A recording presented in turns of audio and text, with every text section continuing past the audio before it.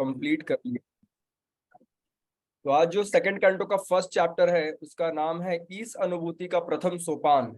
ईश अनुभूति, कौन सी अनुभूति? ईश अनुभूति। मतलब किस प्रकार से, जैसे इस चैप्टर में बेसिकली समझाया गया है कि किस प्रकार से हम पूरे ब्रह्मांड को भगवान के विराट स्वरूप के रूप में देख सकते हैं। वेल, इसे बहुत उच्चतम कोटि का नहीं माना जाता कि भगवान के विराट स्वरूप पर ध्यान लगाना, लेकिन फिर भी ये जरूरी है। जैसे कि भगवान भगवत गीता में बताते हैं, क्या अलग अलग चीजें बताते हैं कि किस प्रकार से एक व्यक्ति मेरा स्मरण कर सकता है कि मैं क्या जल का स्वाद हूँ, मैं क्या हूँ, जल का स्वाद हूँ। इस प्रकार से व्यक्ति जब भी जल पिएगा उसको क्या भगवान का स्मरण आएगा, है ना। तो इसलिए भगवान ने अनेक चीजें बताई हैं जिसके माध्यम से भी हम क्या कर सकते हैं, भगवान का नित्य निरंतर स्मरण कर सकते हैं। लेकिन अगर भक्तों के जीवन को देखा जाए तो भक्त लोग तो नाम का आश्रय लेते हैं, हरिनाम के माध्यम से भगवान के सुंदर स्वरूप का भी ध्यान करते हैं, अपने हृदय में भगवान के सुंदर स्वरूप का चिंतन करते हैं, है ना। इस प्रकार से ध्यान की अनेकानेक विधियां हैं। और इस चैप्टर में स्पेशली पूरे ब्रह्मांड को कैसे आप भगवत भावना भावित होकर के देख सकते हैं, या फिर भगवान के अनेकानेक अंगों के माध्यम से देख सकते हैं। तो उसमें सारे बताए गए हैं कि कौन सा अंग भगवान का किस चीज को रिप्रेजेंट करता है, या फिर कितने सारे 14 भुवन, 14 तल हैं, 14 जो लोक हैं वो भगवान के किस किस अंग को रिप्रेजेंट करते हैं।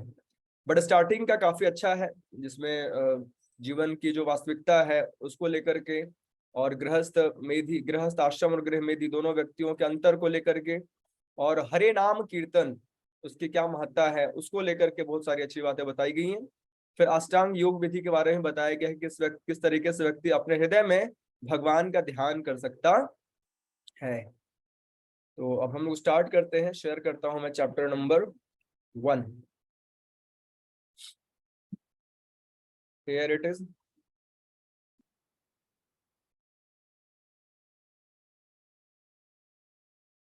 देख रहे हैं आप सभी को?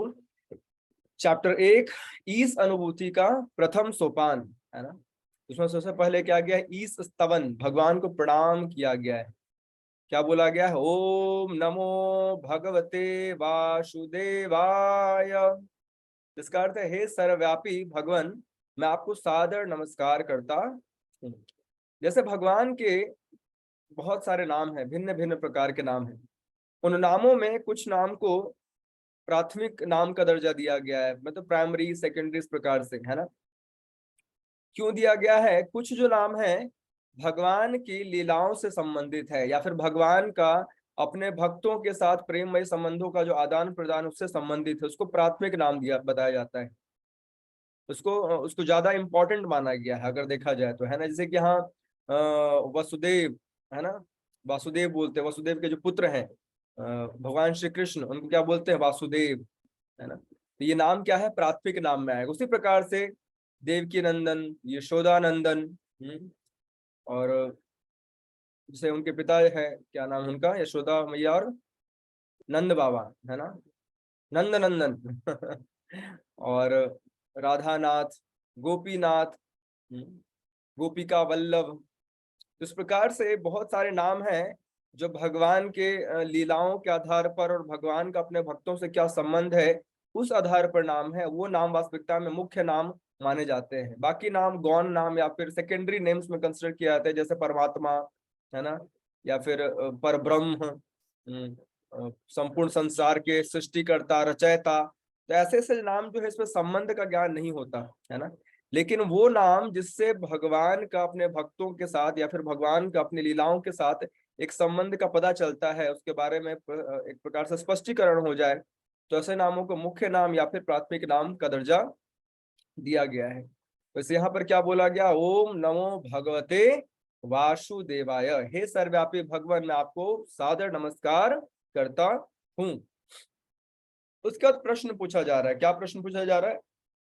श्री शुक उवाच, श्री सुखदेव गोस्वामी ने कहा, हे राजन, आपका प्रश्न महिमामयी है, क्योंकि यह समस्त प्रकार के लोगों के लिए लाभप्रद है। इस प्रश्न का उत्तर श्रवण करने का प्रमुख विषय है और समस्त आध्यात्मवादियों ने इसे स्वीकार किया। वास्तविकता में जो प्रश्न पूछा गया, क्या प्रश्न पूछा गया है कि भगवान कहाँ कहाँ विद्यमान हैं। जैसे कहते तो हैं कि पूर्ण पुरुषोत्तम भगवान सर्वव्यापी है, हर जगह विद्यमान है। ऐसा कोई जगह ही नहीं जहां भगवान नहीं है। भगवान के न रहने से उस चीज की, उस वस्तु, व्यक्ति, परिस्थिति का अस्तित्व ही नहीं हो सकता।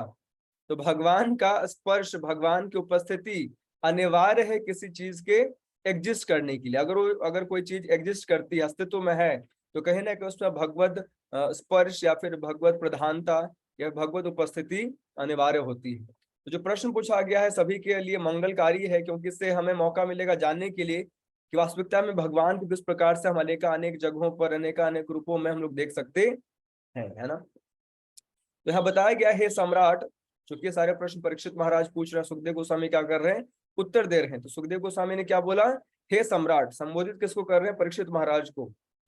उन्होंने क्या बोला, भौतिकता में उलझे उन व्यक्तियों के पास जो परम सत्य विषय ज्ञान के प्रति अंधे हैं, मानव समाज में सुनने के लिए अनेक विषय हैं। जैसे हम संसार में देखते भी हैं कि लोग ऐसा नहीं कि बातें नहीं करते या फिर सुनते नहीं है ना, बहुत सारे फिल्मी गाने सुन रहे हैं या फिर न्यूज चैनल पे सुने जा रहे हैं। एक ही डिस्कशन डिबेट 10 जगह चलेगा, उस 10 जगह डिस्कशन डिबेट को लोग देखते रहते, है ना। तो उनके जीवन में ऐसा नहीं कि सुनने के लिए नहीं है, लेकिन उनके जीवन में भगवत संबंधी, कृष्ण संबंधी, कृष्ण कथा, कृष्ण लीलाओं संबंधी कुछ सुनने के लिए नहीं होता है। और भक्त भी सुनते हैं, लेकिन क्या सुनते हैं, भागवतम सुनते हैं, कृष्ण कीर्तन सुनते हैं, धाम में जाकर के धाम की महत्ता को सुनते हैं। इस प्रकार से कान तो भगवान ने सबको दिए हैं, लेकिन एक भौतिकतावादी व्यक्ति क्या करता है, उस कान का इस्तेमाल केवल और केवल भौतिक गाने या फिर भौतिक समाचार या फिर सांसारिक उन आकर्षणों के बारे में सुनने में बिताता है, जिससे वो और बंधता चला जाता है। लेकिन एक भक्त क्या करता है, इसी कान का इस्तेमाल भगवत संबंधी कथाओं को, भगवत कीर्तन सुनने में लगाता है, और केवल सुनने मात्र से वो मुक्त हो जाता है। जैसे यहाँ परीक्षित महाराज देखिए, केवल 7 दिन बैठ करके सुने हैं और कुछ नहीं किए, और क्या हो गया, परम गंतव्य को प्राप्त हुए, है ना। तो वाइब्रेशंस बहुत मैटर करते हैं, हम क्या सुनते हैं, कैसे वाइब्रेशंस हमारे कानों में जा रही हैं, वो बहुत ज्यादा मायने रखता है। इसलिए बताया जाता है कि अगर भौतिक धरातल पर भी देखा जाए तो कभी हमें किसी की निंदा नहीं सुननी चाहिए, किसी के बारे में उल्टा पुल्टा बोला जा रहा है, बुराई की जा रही है, तो नहीं सुनना चाहिए, क्योंकि उसका प्रभाव कहीं ना कहीं हमारे हृदय पर पड़ता ही पड़ता है। और स्वाभाविक है, अगर किसी गलत बात का सुनने का प्रभाव पड़ता है, तो पूर्ण पुरुषोत्तम भगवान जो परम पवित्र हैं, उनके बारे में सुनेंगे तो हमारा हृदय भी क्या हो जाएगा, परम पवित्र हो जाएगा, है ना। अब देखिए आगे के श्लोकों में, और मैं आपको एक चीज स्पष्ट कर देता हूं, क्योंकि यहाँ पर मोस्टली का सभी मेरे ख्याल से माता जी हैं, है ना। तो बहुत बार श्रीमद् भागवतम में लिखा गया होगा, पत्नी जो है, एक प्रकार से, जैसे अगला ही श्लोक है कहीं पर लिखा हुआ होगा, एक जगह मैं दिखाता हूं आपको, है ना। शरीर, बच्चे तथा पत्नी रूपी विनाश उन्मुख सैनिकों के प्रति अत्यधिक आसक्त रहते हैं। तो आप बोले अच्छा, मजाक चल रहा है, हमारे बारे में ऐसी सी बात की जा रही है शास्त्रों में। एक्चुअली समझने वाली बात यह है, क्योंकि ये जो ग्रंथ है इसको व्यक्ति वही समझ सकता है ना, जो पहले तो इस बात को स्वीकार करे कि वो शरीर नहीं है, ना वो पुरुष है, ना वो स्त्री, वो क्या है, आत्मा है ना। ये प्रथम योग्यता है श्रीमद् भागवतम या भगवत गीता को समझने के लिए, क्योंकि भगवत गीता में भगवान हर बार ही बता रहे हैं क्या, कि हम सभी जीव आत्मा है, हमें शरीर नहीं है। ये शरीर तो कवरिंग है। आज आपको स्त्री का शरीर मिला है, मुझे पुरुष का शरीर मिला है, कल हो सकता है मुझे स्त्री का शरीर मिल जाए, आपको पुरुष का शरीर मिल जाए, है ना। तो इसको समझने के लिए पहले तो हम ये समझना पड़ेगा कि हमें शरीर नहीं है। हम खुद को अगर स्त्री मानेंगे ना, तो हम फेमिनिज्म में लग जाएंगे, अरे शास्त्रों में ऐसी बातें हैं स्त्रियों के बारे में। इस चीज को समझना जरूरी है कि इस संसार में वास्तविकता में हर कोई प्रकृति है, चाहे सो कॉल्ड पुरुष, मैं, या फिर आप स्त्री, दोनों ही क्या है, प्रकृति है। पुरुष वास्तविकता में केवल और केवल कौन है, भगवान श्री कृष्ण है। तो हमें इस बात को पहले समझना पड़ेगा, हम आत्मा है। आत्मा वास्तविकता में क्या, भगवान की प्रकृति है, भगवान का सेवक है। भगवान जो है वो एकमात्र पुरुष है, बाकी हर कोई स्त्री है, हर कोई प्रकृति ही है। ये आध्यात्मिक सिद्धांत है। वो तो मिथ्या अहंकार के कारण या फिर भोग की प्रवृत्ति के कारण किसी को संसार में पुरुष का शरीर मिल रहा है, किसी को स्त्री का शरीर मिल रहा है, लेकिन आध्यात्मिक ज्ञान का मूल अगर आधार है तो यही है क्या, हम सभी आत्माएं हैं। हमारा स्त्री का शरीर मिलना, पुरुष का शरीर मिलना, पशु का शरीर मिलना, ये तो केवल हमारे पूर्व जन्मों के कर्मों का क्या है, फल है ना। तो यहाँ पर जब भी बोला जाए पत्नी तो आपको क्या सोचना है, पति, ठीक है।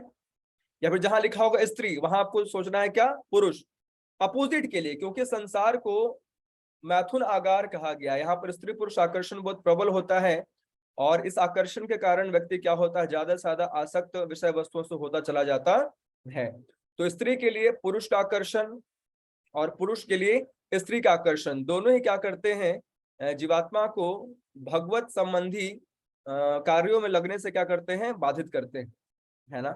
इस प्रकार से अगर इस धरातल पर आकर का हम चीजों को देखेंगे तो क्या होगा, हम वस्तुतः देख पाएंगे कि शास्त्र हमारे लिए क्या चाह रहे हैं वास्तविकता में। अदरवाइज क्या होगा, हम शास्त्र के उद्देश्य को भूल जाएंगे कि हमें क्या पर्पस, क्या ये बताने का उद्देश्य क्या है ना। ठीक है, तो यहाँ पर देखिए बताया गया है, एक गृहस्थ है और दूसरा गृहमेधी। गृहस्थ आश्रम में क्या होता है कि जो पति पत्नी है वह स्वीकार करते हैं कि भाई चलो मैं अकेला नहीं रह सकता, मुझे अनेक प्रकार की जरूरतें हैं, है ना। मुझे भावनाओं के स्तर पर जरूरत है, मुझे लक्ष्मी की आवश्यकता है, मुझे सारी की आवश्यकता है। तो हम दोनों साथ में रह तो रहे हैं, एक दूसरे को इंद्रिय तृप्ति में सहायता भी कर रहे हैं, एक दूसरे को रेगुलेटेड जो लाइफ है उसमें हेल्प कर रहे हैं। लेकिन उद्देश्य क्या है हमारा, हम धीरे धीरे धीरे धीरे एक दूसरे को भगवान की तरफ प्रेरित करके हमेशा हमेशा के लिए संसार से मुक्त हो जाए और भगवान के धाम चले जाए। ये गृहस्थ आश्रम होता है। गृहमेधी में क्या होता है, गृहमेधी में व्यक्ति इस बात को समझ ही नहीं पाता कि वास्तविकता में स्त्री पुरुष एक साथ इसलिए केवल नहीं रह रहे हैं कि एक दूसरे को भोगों में सहायता करेंगे, बल्कि वास्तविकता में उद्देश्य क्या है कि एक दूसरे को योग में, भक्ति योग में भगवान से जुड़ने में, भगवान की तरफ मोड़ने में सहायता करेंगे। तो गृहस्थ और गृहमेधी दिखने में लग सकता है दोनों तो स्त्री पुरुष बच्चे साथ में रह रहे हैं, लेकिन अंतर क्या होता है, आसमान जमीन का।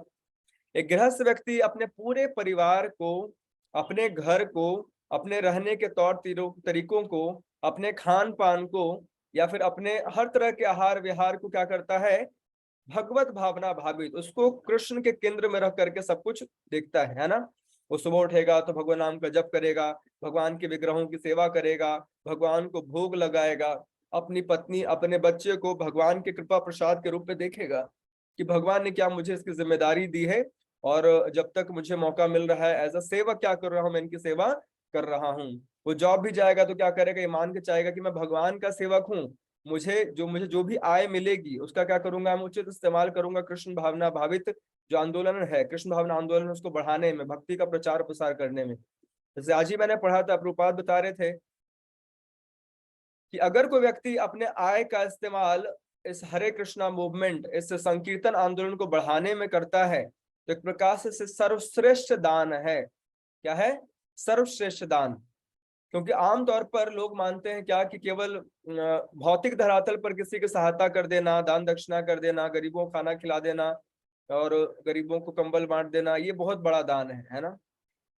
ये दान है, स्वाभाविक रूप से ये अच्छा है, ये पुण्य में काउंट होगा। लेकिन हमें समझना चाहिए कि शरीर से संबंधित जितने भी हम दान करते हैं उसका लाभ जब तक शरीर यहाँ पर है तब तक ही है। लेकिन अगर कोई व्यक्ति भक्ति का दान करता है, हरिनाम का दान करता है, कृष्ण संबंधी तत्वों का दान करता है, तो उससे व्यक्ति हमेशा हमेशा के लिए संसार से मुक्त हो जाता है। फिर उसको यहाँ करके ना गरीब बनने की जरूरत, ना भूख से मरने की जरूरत, ना उसको ठंड से सड़ने की जरूरत।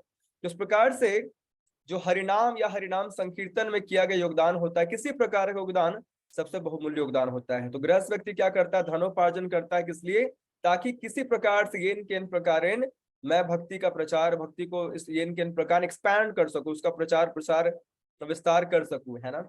और वो अपने समस्त कार्यों को, कुछ खाएगा तो भगवान को भोग लागे के खाएगा।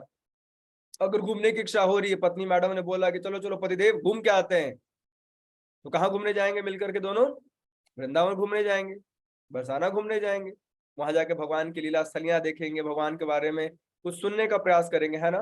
तो इस प्रकार से गृहस्थ आश्रम में पति पत्नी एक दूसरे को येन केन प्रकारेण भगवान की तरफ मोड़ते हैं। और वहीं गृह मेधी को खाना होगा तो उल्टा पुल्टा खाएगा, वो टंगड़ी खाएगा, वो नॉनवेज खाएगा, वो अंडे संडे खाएगा, उसको कुछ पता ही नहीं खाना क्या है, वो जो मिलेगा वो खा जाए। रोड पे चल रहा है, चलते चलते मोमोज अच्छा लगा मोमोज खा लेगा, चाउमीन अच्छा लगा चाउमीन खा लेगा, बर्गर अच्छा लगा बर्गर खा लेगा। उसको कोई मतलब नहीं कि भगवान को भोग लगा भी है या नहीं, इसमें क्या है, इसमें पाप है वास्तविकता में। जो चीज भगवान को भोग नहीं लगती, जो हम अपने इंद्रिय तृप्ति के लिए खाते हो, पाप खाते हैं ना। घूमने जाएगा तो गृहमेधी व्यक्ति गोवा घूमने जाएगा, हाँ, कहीं कहीं जाएगा, लेकिन उसमें कहीं भी कृष्ण केंद्र में नहीं होंगे।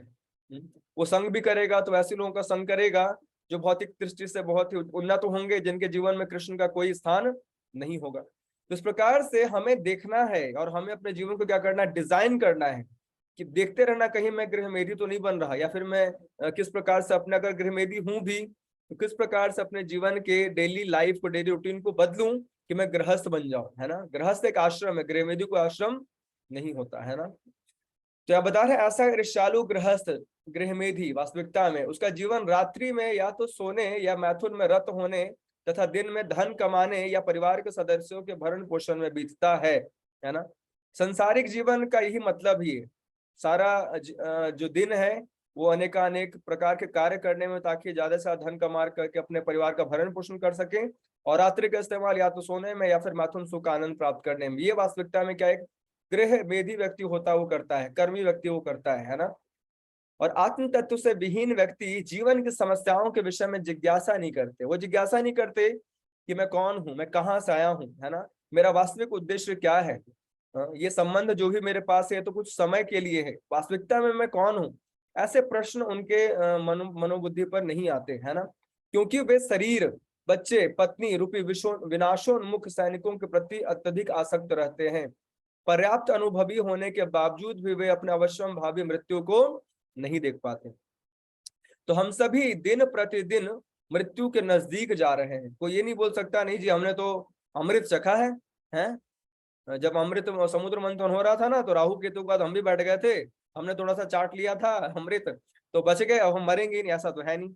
हर कोई क्या मृत्यु के नजदीक जा रहा है। तो हमारे जो पारिवारिक संबंध है, हमारा खुद का शरीर, हमारे बच्चे, हमारे पति, हमारी पत्नी, वास्तविकता में क्या है, इन सब में जो हम बहुत जरूरत से ज्यादा, देखिए यहाँ पर लिखा हुआ है अत्यधिक आसक्त।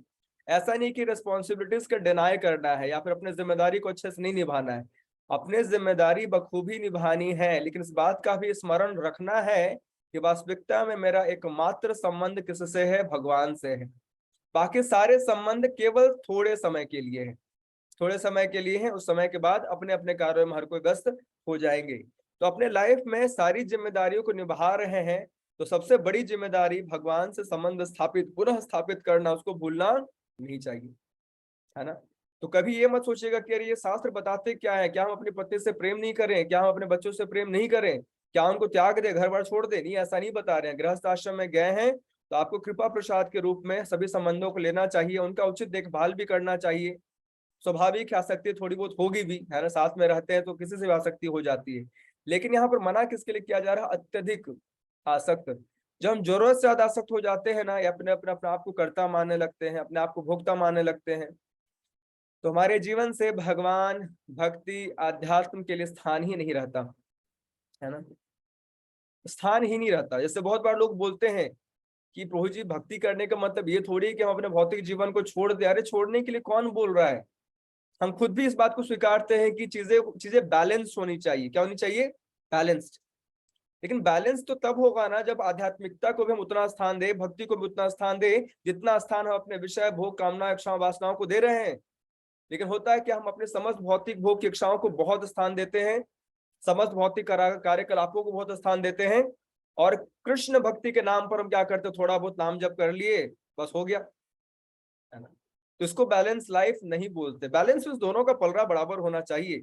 अगर हम भौतिकता के लिए बहुत उन्नत कार्य कर रहे हैं, उद्यमी हैं, तो हमें आध्यात्मिकता के लिए भी, कृष्ण भक्ति के लिए हमेशा लालायित रहना चाहिए। जैसी मौके मिले हरिनाम, जैसी मौका मिले भक्तों का संग, जैसी मौका मिले भगवान की सेवाएं इन के इन प्रकार, है ना, करनी चाहिए। देखना चाहिए क्या मैंने दिन में कितना समय भगवान को दिया, कितने समय में कृष्ण भावना भावित रहा, कितने समय में भगवान का चिंतन कर पाया, कितने समय मैं भगवान के बारे में कुछ सोच पाया, फिर मैं भगवान का नाम जप कर पाया।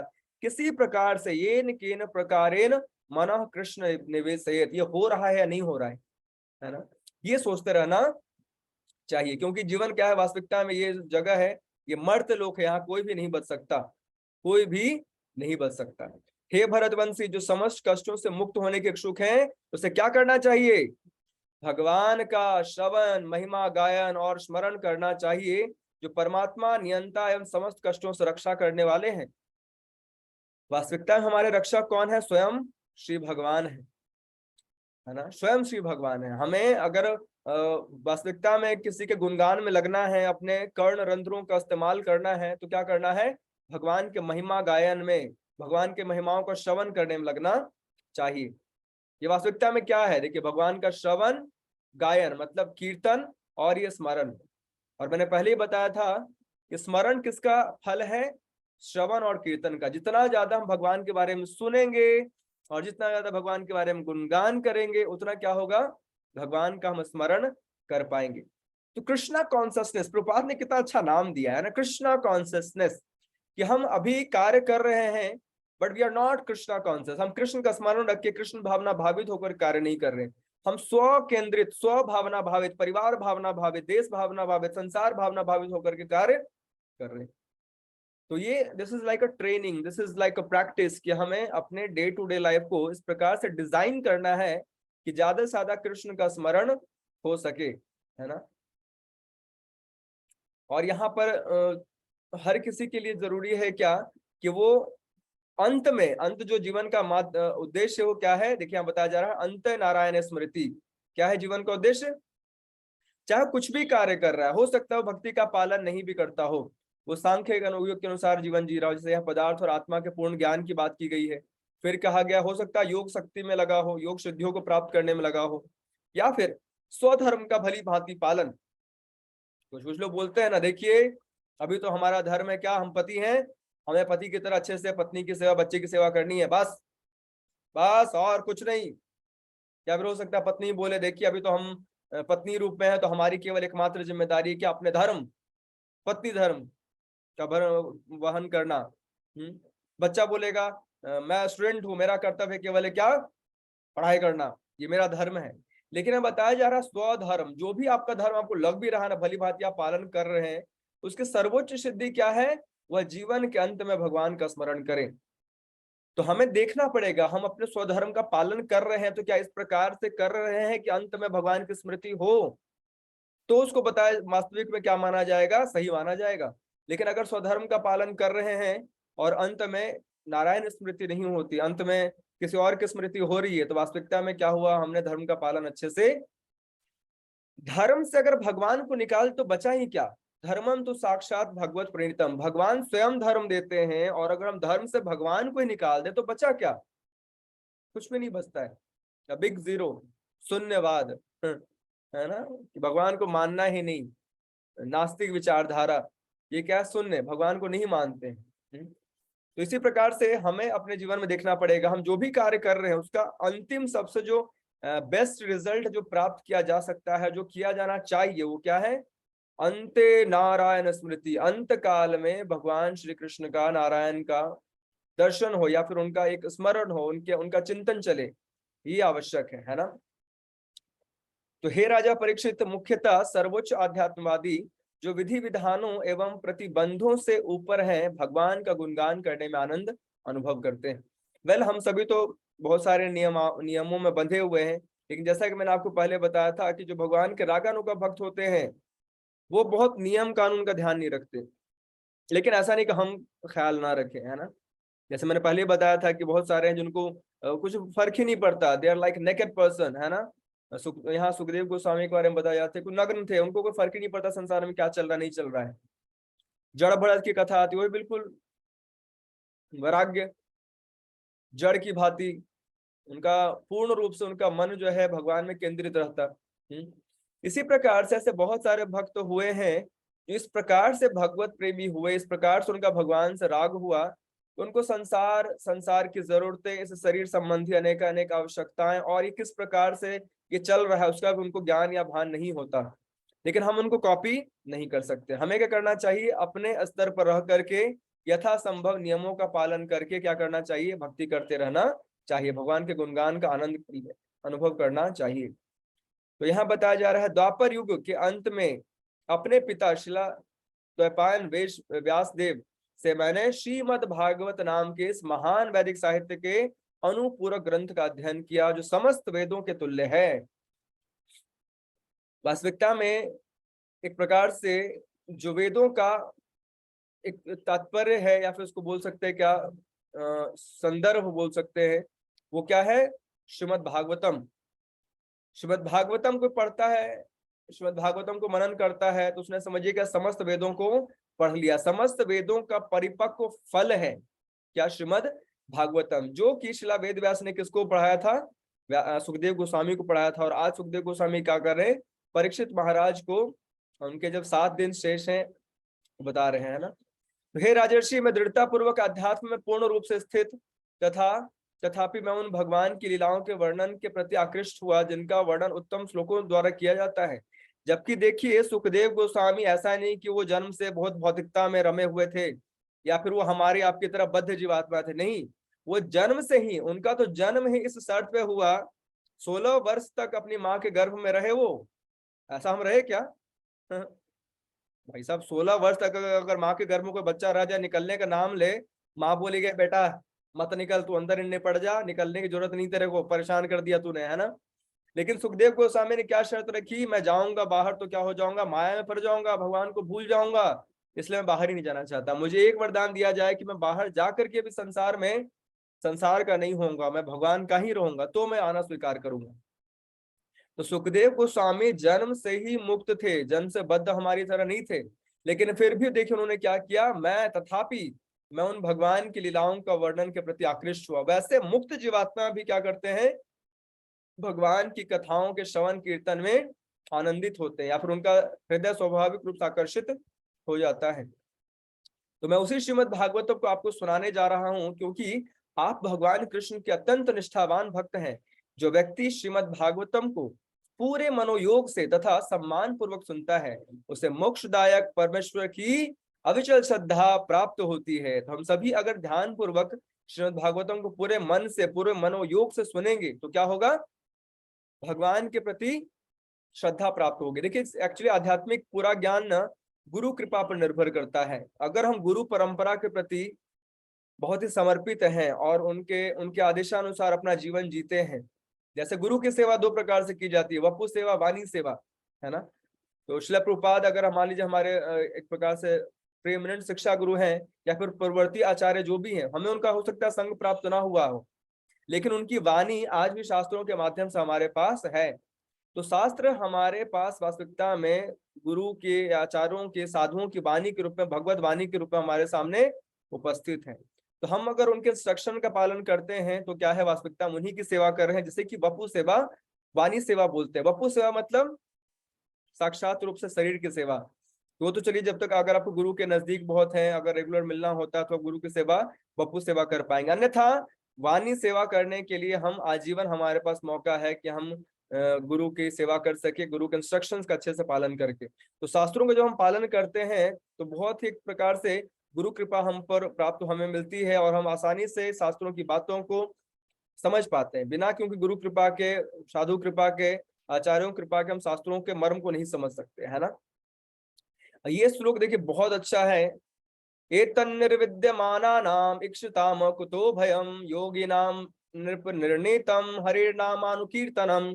कि हे राजन, महापुरुषों का अनुगमन करके भगवान के पवित्र नाम का निरंतर कीर्तन उन समस्त लोगों के लिए सफलता का निसंशय तथा निर्भीक मार्ग है। जो समस्त भौतिक इच्छाओं से मुक्त हैं और जो समस्त भौतिक भोगों के इच्छुक हैं, और उन लोगों के लिए भी जो दिव्य ज्ञान के कारण आत्मतुष्ट है ना। तो यहाँ देखिए बताया गया है कि नाम कीर्तन, पवित्र नाम कीर्तन किस किस के लिए सफलता का निर्भीक मार्ग है। किसके किसके लिए?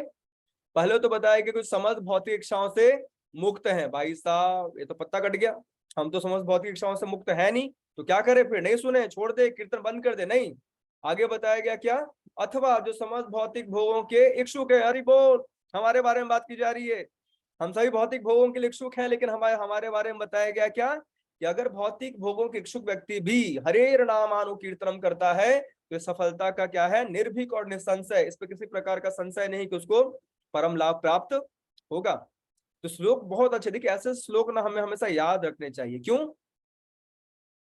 अगर हम लोग नाम जप कर रहे हैं, कभी कभार मान लीजिए हमारे जीवन में कुछ ऐसा हुआ, या फिर हमें कभी कभी लगता है नहीं यार, मैं तो गया गुजरा हूँ, मैं तो किसी योग्य ही नहीं हूँ, मैं तो कामी, क्रोधी, लोभी, दम्भी, दुराचारी हूँ, मेरा क्या होगा, मेरे में तो बहुत सारे अनर्थ है, मैं तो भौतिक इच्छाओं से भरा पड़ा हूँ, मेरी तो दुर्गति होनी है, मैं तो भक्त कहलाने के लायक नहीं हूँ। होता है ना, भक्तों के ऐसे ऐसे एहसास होते हैं, अनुभव होते हैं। जब संसार को देखते हैं, खुद को देखते हैं, अपनी स्थिति को देखते हैं, तो ऐसा लगता नहीं यार मैं तो उस योग्य नहीं हूँ। कोई बात नहीं, इट्स ओके। अयोग्य को ही तो योग्य बनाने के लिए भक्ति की उत्तम विधि हमारे सामने भगवान ने रखी है। अगर हम इतने ही योग्य होते तो भगवान आकर के धर्म की स्थापना क्यों करते? अगर हम इतने ही योग्य होते तो भगवान इस हरिनाम को देकर के हमें समस्त अनर्थों से शुद्ध बनाने का प्रयास क्यों करते? हम अयोग्य हैं, उसमें कोई संशय नहीं है, लेकिन अच्छी बात यह है कि हमें आज योग्य बनने का मौका मिल रहा है। जैसे एक प्रपात कोट था, आज का ही था, कि भगवत भक्ति मिलना यह परम सौभाग्य का विषय है, लेकिन अगर हम इसे स्वीकार नहीं करते तो यह हमारा दुर्भाग्य बन जाता है। मनुष्य जीवन मिला, भक्तों का संग मिल रहा है, भक्ति करने के मौके मिल रहे हैं, हरिनाम जप करने का मौका मिल रहा है, यही तो वास्तविकता में सौभाग्य। और सौभाग्य किसको बोलते हैं? लेकिन अगर हम मान लीजिए क्या करें, इस मौके को छोड़ दें या फिर भगवान नाम के कीर्तन में नहीं लगे, तो ये क्या है? दुर्भाग्य। हम अपने आप के पैरों पर क्या मार रहे हैं? कुल्हाड़ी मार रहे हैं, है ना। इस प्रकार से हम कहीं हैं, किसी अवस्था में, इवन की देखिए लास्ट में बताया गया, केवल भौतिक इच्छाओं वाले या भौतिक इच्छाओं से मुक्त ही नहीं, जो दिव्य ज्ञान के कारण आत्मतुष्ट हैं, हो सकता है उन्होंने समस्त ज्ञान अनुशीलन कर लिया हो और ब्रह्म की स्थिति पर हो, अपने आत्मा में स्थित हो, लेकिन फिर भी वैसे आत्मतुष्ट जीवात्मा के लिए भी क्या है? श्रीमद् भागवतम या फिर जो भगवान नाम कीर्तन है, वो सफलता का निसंशय और निर्भीक मार्ग है। इसलिए कभी भी हमें होपलेस नहीं होना चाहिए कि पता नहीं मेरा क्या होगा, है ना, भगवान नाम जप करने से मुझे लाभ प्राप्त होगा। ये भागवतम झूठ थोड़ी बोल रहे हैं। श्रीमद् भागवतम के जो वक्ता है सुखदेव गोस्वामी, परीक्षित महाराज के सामने बैठ करके मजाक थोड़ी कर रहे हैं। अंत समय के 7 दिन शेष हैं कि अंत समय में इतने उच्च कोटि के महात्मा मजाक करने थोड़ी आएंगे। जो वस्तुतः बात है वो रख रहे हैं हमारे सामने, है ना। तो हमें इस तत्व की गहराई को समझना चाहिए कि भगवान नाम कितना पावरफुल है, कितना शक्तिशाली है, कि हर जीवात्मा के लिए परम लाभ ये कराता है। अब यहाँ पर देखिए बताया गया है आगे के 2 श्लोका में स्पेशली, कि जीवन बहुत लंबा हो उससे कोई फर्क नहीं पड़ता। बहुत लंबा जीवन भक्ति रहित बहुत अच्छा, बहुत लंबा जीवन बेकार है। भक्ति रहित बहुत लंबा जीवन बेकार है, उससे कहीं अच्छा है भक्ति के साथ छोटा सा जीवन। हो सकता है व्यक्ति कम ही आयु जिया, है ना, लेकिन उसने भक्ति करी। एक हुआ एकदम 90 साल तक एकदम भीष्म पितामह की तरह एकदम लगे हुए हैं, प्राणी नहीं त्याग रहे हैं, इच्छा मृत्यु का वरदान लेकर के आए, लेकिन भक्ति नहीं कर रहे। भीष्म पितामह तो वेल महाजन है, मैं रिलेट कर रहा हूँ कि किस प्रकार से कोई व्यक्ति अगर बहुत ज्यादा उम्र का है और भक्ति ही नहीं कर रहा, तो क्या लाभ? ऐसे दीर्घ जीवन का क्या लाभ? लेकिन अगर कोई व्यक्ति कम आयु ही जिया, लेकिन उसने अच्छे से भगवत भक्ति करी, भगवान में अपना मन लगाया, है ना, अपने आप को शुद्ध करने के सारे विधि और मुख्यतः हरिनाम संकीर्तन भागवत कथा का श्रवण किया, उसका जीवन सफल है। तो यहाँ पर स्पेशली एग्जाम्पल दिया जा रहा है आगे खटवांग महाराज का। देखिए आगे के श्लोक में जो है राजर्षि खटवांग महाराज का वर्णन आता है। हुआ यूं था, मैं आपको संक्षेप में बता देता हूँ कि देवासुर संग्राम हुआ, तो देवताओं ने क्या किया, महाराज राजर्षि खटवांग को एक प्रकार से न्योता दिया, क्योंकि बहुत पराक्रमी राजा थे, तो उनको महारथी थे, तो उनको बुलाया। महारथी राजा को बुलाया इसलिए ताकि आप युद्ध करो और समस्त असुरों क्या करो, हराओ। अब राजर्षि खटवांग जो थे पराक्रमी थे, महारथी, अनेकानेक राक्षसों को एक बार में क्या करते थे, धराशायी कर देते थे। तो युद्ध में क्या हुआ, देवता विजय हुए, और विजय होने के बाद उन्होंने बोला कि आप जो मांगना चाहो मुझसे मांग सकते हो। तो खटवांग महाराज ने क्या पूछा, कुछ नहीं मांगा, और केवल एक चीज पूछी, कृपा करके आप मुझे ये बताइए कि मेरे जीवन का कितना आयु अभी शेष है, कितना आयु शेष है। किसने पूछा? राजा खटवांग ने, महाराजा खटवांग ने पूछा। तो देवताओं ने बताया कि आपके पास केवल एक क्षण, एक मुहूर्त शेष है। ये लीजिए, परीक्षित महाराज के पास तो कम से कम 7 दिन शेष थे, इनके पास तो केवल एक मुहूर्त, एक क्षण ही शेष है। तो उसके बाद फिर भी वो क्या करते हैं, पृथ्वी पर जाते हैं और अपने समस्त भौतिक आसक्तियों को झटके में त्यागते हैं और अपने आप को पूर्ण रूप से भगवान में स्थिर कर लेते हैं। ये विधि होती है ना। यहाँ बोल रहे हैं कि हे महाराज परीक्षित, अब आपकी आयु के और 7 दिन शेष हैं, अतएव इस अवधि में आप उन समस्त अनुष्ठानों को संपन्न कर सकते हैं जो आपके अगले जीवन के परम कल्याण के लिए आवश्यक है। अगला जीवन निर्भर करेगा हम भक्ति कर रहे हैं या नहीं। अगर हम अच्छे से भक्ति कर लिए, 100% भगवान के प्रति रति उत्पन्न कर लिए, तो भगवान के धाम गोलोक वृंदावन धाम जाएंगे। अगर पूर्ण रति उत्पन्न नहीं हुई, 70% रति उत्पन्न हुई, 30% संसार से रति है, अभी भी आसक्ति है, तो क्या होगा? अगला जीवन हमें ऐसा मिलेगा, भक्तों के परिवार में मिलेगा, या फिर हमारा ये किन प्रकार भक्ति प्रारंभ हो जाएगी 71% से, है ना। कि अगले जीवन में 71% से स्टार्ट किए और बाकी 30% पूरा कर लिए, है ना। इस प्रकार से भक्ति हम करें, कितनी भी करें, उसका लाभ तो हमें प्राप्त होना ही होना है।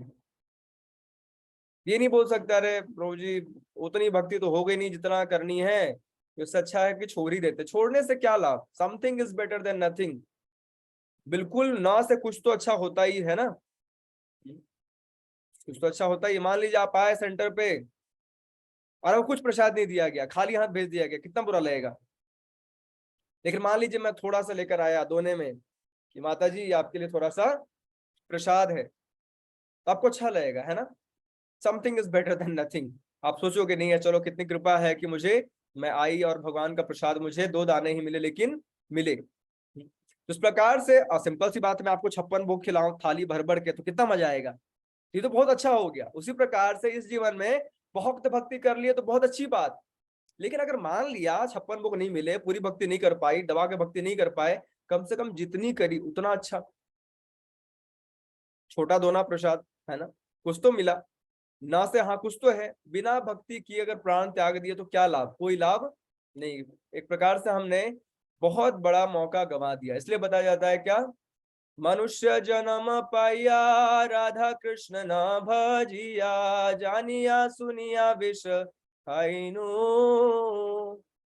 मनुष्य जीवन मिला और हमने क्या किया? राधा कृष्ण का भजन नहीं किया, तो जान बूझ करके विष ग्रहण किया, है ना, जानबूझ करके, अनोइंगली नहीं। ऐसा नहीं ज्ञान नहीं था, ज्ञान था, भक्तों ने बताया था।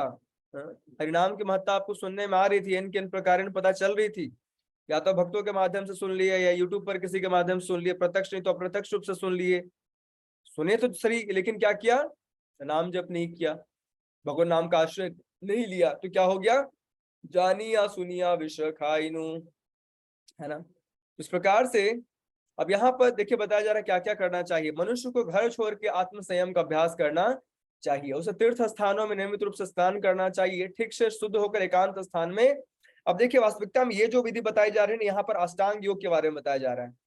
अष्टांग योग मतलब उसमें 8 चीजें होती है। क्या क्या होता है? यम, नियम, आसन, प्राणायाम, प्रत्याहार, धारणा, ध्यान, समाधि, है ना। ये 8 अंग होते हैं। तो यहाँ पर 8 अंगों के बारे में एक एक करके बताया जा रहा है। अगर मैं आपको थोड़ा शॉर्ट में बताऊं तो यहाँ पर रिलेट करके बताता हूँ। जैसे यहाँ पर क्या बताया गया? घर का त्याग करना, घर का त्याग करके कहाँ जाना? वन को जाना, ठीक है। तो यम में क्या आ जाएगा? पहला, लीव होम एंड प्रैक्टिस आत्म संयम, घर छोड़ करके आत्म संयम का अभ्यास करना, ये यम है, ठीक है। फिर आ गया आपका नियम। नियम में क्या है कि तीर्थ स्थानों में जाकर के शुद्धता पूर्वक रहना या फिर नियमित रूप से स्नान करना, ये क्या हो गया? नियम। आसन, आसन में क्या हो जाएगा? एक जगह आसन लगा करके बैठ जाना, एक जगह स्थिर होकर के ध्यान पूर्वक बैठना। तो इस जो तात्पर्य है इसमें यम, नियम और आसन के बारे में बताया गया। यम क्या हो गया? घर छोड़ करके सेंस कंट्रोल होकर के चले जाना। दूसरा क्या है? नियम में क्या है? नियमित रूप से रेगुलेटेड खुद को प्यूरिफाई करना, स्नान करना। फिर तीसरा क्या है? आसन। आसन मतलब एक जगह टिका करके खुद को ध्यान लगा करके एकाग्र होकर के बैठना। उसके बाद बताया जा रहा है क्या? जैसे यह अष्टांग योग विधि है इसलिए स्पेशली यहाँ पर ओम का उच्चारण के लिए बोला गया, अ उ म। जैसे ओम में भी, ओम को भगवान ने भगवत गीता में क्या बताया है कि मेरी शब्द ध्वनि है। ओम कुछ और नहीं, भगवान श्री कृष्ण का शब्द ध्वनि है, शब्द एक्सपेंशन है, साउंड इनकार्नेशन है ना। तो इसमें ये भी बताया जाता है कि अ, उ और म, है ना। इसमें बताया जाता है कि अ क्या भगवान श्री कृष्ण है, और म क्या है, और श्रीमती राधा रानी है, और उ वो क्या है? जीवात्मा है। मतलब श्रीमती राधा रानी, कृष्ण और हम सभी, ये तीन क्या करते हैं, ओम को रिप्रेजेंट करते हैं। ये एक प्रकार से भक्ति वेदांत तात्पर्य हुआ ओम का, है ना। तो इसे समझना चाहिए। प्रभु जी एक बार और बता दो आप।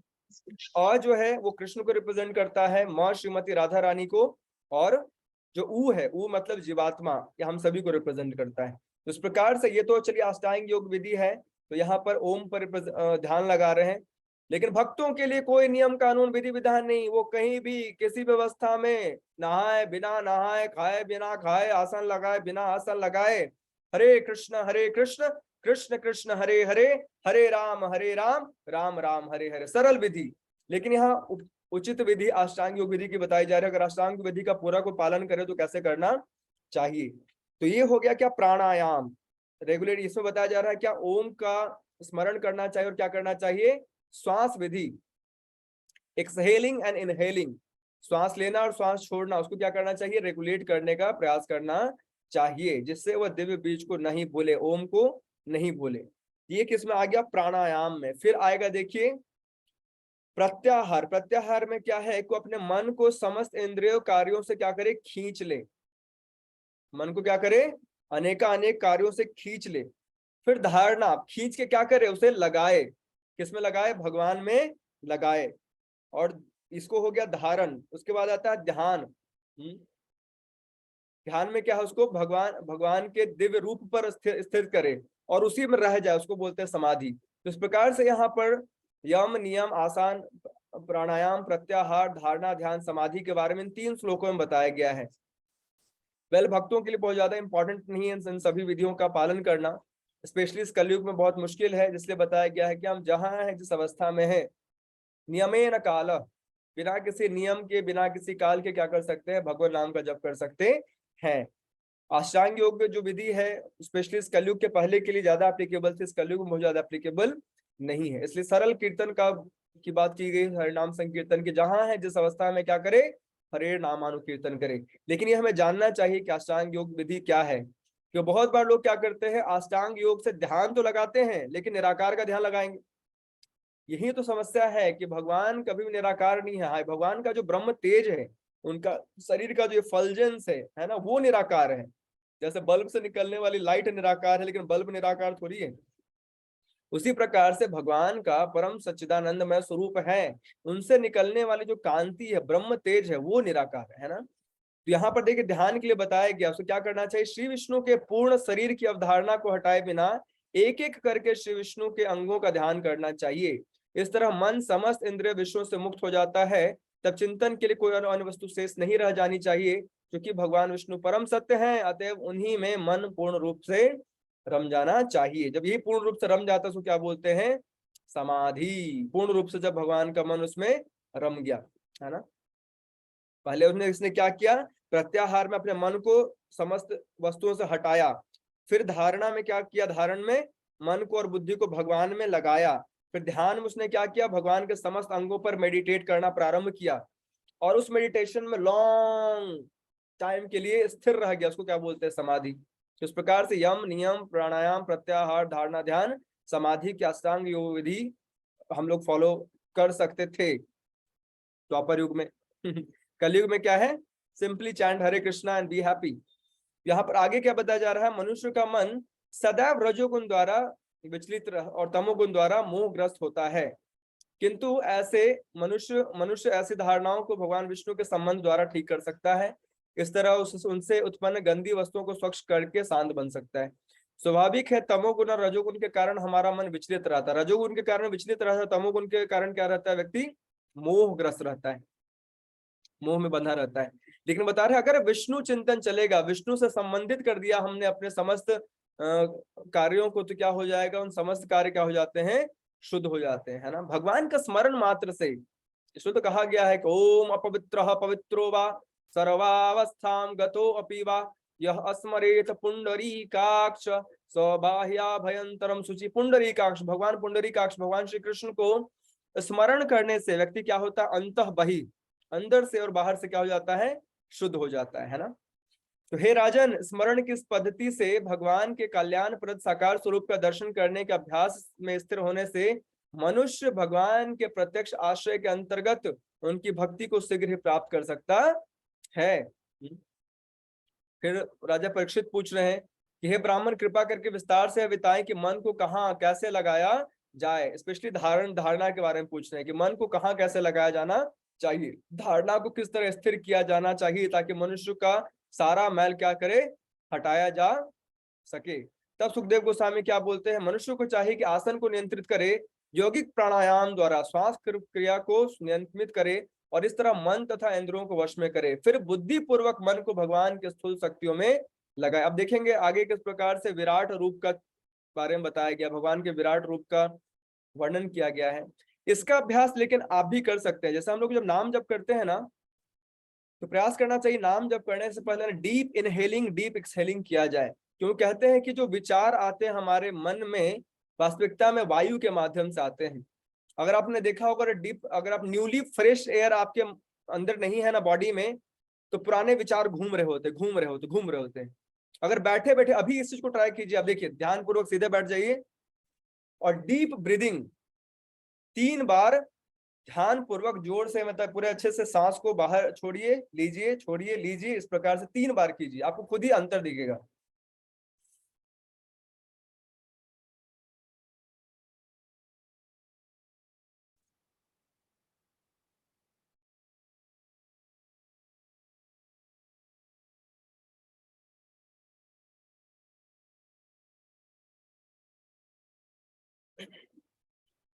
कुछ अंतर लगा? जैसे मैं स्पेशली फील करता हूं जब भी जब भी आप कर रहे हैं ना, करते करते करते बीच बीच में ना डीप इनहेलिंग डीप एक्सहेलिंग कर लीजिए। सांस को पूरा गहराई से अंदर भरिए और फिर उसको पूरे सांस को छोड़िए। ऐसे 2-3 बार आप कर लीजिएगा ना, तो आपका नाम जप में और क्या हो जाता है, मन लग जाता है। क्यों? क्योंकि मन के जो अनावश्यक विचार थे वो उस वायु के माध्यम से क्या हो गए, पवित्र हो गए, श्वास प्रश्वास के माध्यम से। इस प्रकार से अब देखिए आगे जो है मुख्यतः भगवान के विराट स्वरूप के बारे में बताया जाएगा। संपूर्ण व्यवहार जगत की विराट अभिव्यक्ति परम सत्य का साक्षात शरीर है, जिसमें ब्रह्मांड के भूत वर्तमान और भविष्य का अनुभव किया जा सकता है। बता रहे हैं कि संपूर्ण व्यवहार जगत है, जो भौतिक जगत है, उसको भी कोई व्यक्ति अगर कृष्ण भावना भावी तो होना चाहे तो इस प्रकार से देख सकता है कि कैसे पूरा ब्रह्मांड वास्तविकता में भगवान का ही विस्तार है और कुछ भगवान से भिन्न, भगवान से अलग यहाँ कुछ भी नहीं है। जैसे कि यहाँ बताया जा रहा है, विष्णु पुराण में ही कहा गया है, जिस प्रकार अग्नि एक स्थान में रहकर अपनी किरणें और उष्मा फैलाता है, उसी प्रकार परमात्मा भगवान बहुविधि शक्ति से सर्वत्र अपना विस्तार करते रहते हैं, है ना। तो भगवान निज धाम में अपने रहते हैं, गोलोक वृंदावन में धाम में रहते हैं, लेकिन अपनी शक्ति के माध्यम से इन संसार के समस्त कार्यों को करते हैं या कराते हैं। पहले उनको खुद से करने की आवश्यकता नहीं होती, वो अपने समस्त कार्यों को अनेक शक्तियों के माध्यम से पूरा कराते हैं, है ना। हम देखते हैं भौतिक तत्वों के द्वारा 7 प्रकार से प्रच्छन्न ब्रह्मांडीय खोल रूपी शरीर के भीतर भगवान का विराट ब्रह्मांडीय स्वरूप विराट धारणा का विषय। देखिए यहाँ पर ना एग्जैक्टली मैं आपको इसका फोटो भेज दूंगा, और इंग्लिश में है ये, वैसे अगर हो सके तो मैं इसका हिंदी वाला ही भेजूंगा। इसमें थोड़ा याद रखने वाली चीज ज्यादा है एग्जैक्टली, अगर याद नहीं भी रहा तो इट्स ओके, लेकिन समझना होगा हमें कि कौन सा जैसे कि यहाँ पर मैं आपको थोड़ा एग्जांपल देता हूँ। जैसे तल, अतल, वितल, सुतल, तलातल, पाताल होता है ना, ये सभी जो निम्न लोक हैं, ये भी भगवान के अनेक अंगों को रिप्रेजेंट करते हैं, है ना। उसी प्रकार से बहुत सारी चीजें यहाँ पर बताई गई हैं कि कौन किसको रिप्रेजेंट करता है विराट स्वरूप में। अगर मैं आपको, चलिए यहीं से पढ़ लेता हूँ, एटलीस्ट आपको थोड़ा आइडिया लग जाएगा, है ना। देखिए यहां से स्टार्ट हो रहा है, जिन पुरुषों ने इसकी अनुभूति की है उन्होंने अध्ययन किया कि पाताल लोक विराट पुरुष के क्या है, पांवों के तलवे हैं, ठीक है। उनकी एड़ियां, पंजे क्या है, रसातल हैं, और क्या है, तखने महातल लोक हैं, और उनकी पिंडलियां तलातल लोक हैं। इस प्रकार से आगे देखिए क्या बताया जा रहा है, विश्व रूप के घुटने सुतल लोक हैं, दोनों जांघें वितल और अतल लोक हैं। काटी प्रदेश महितल लोक है, उनकी नाभि का गड्ढा बाह्य अंतरिक्ष है।